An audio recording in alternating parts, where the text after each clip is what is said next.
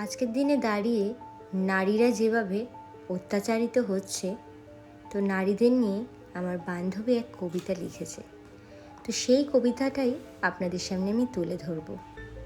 কবিতাটি হলো তেজ। ইঙ্গিতে তার নগ্ন উরু, চাউনিতে তার ঝরছে ঘাম। যাদের প্রতিবাদ করার কথা ছিল তারাই আজ গদি বাঁচান। দ্রৌপদীর খুলছে আঁচল, দুঃশাসন নোংরা হাত, রাজসভাতে বুদ্ধিজীবী দেখছে কেমন উদাম নাচ। দেশের রানী অন্ধ যিনি মুকুট পরে দেশ চালান, ঘরের ছেলে দোষ ঢাকতে তাই তিনি আজ নির্বিকার।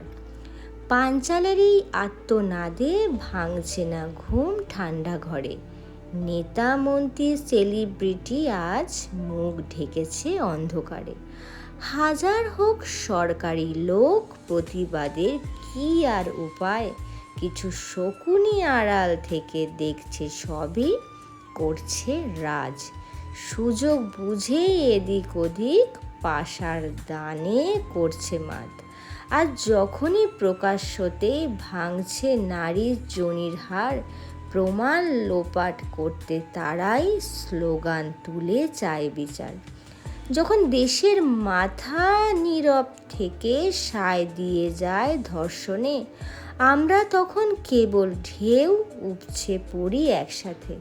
আগুন জ্বলো, আগুন জ্বলো, পথে এবার নামো সাথী।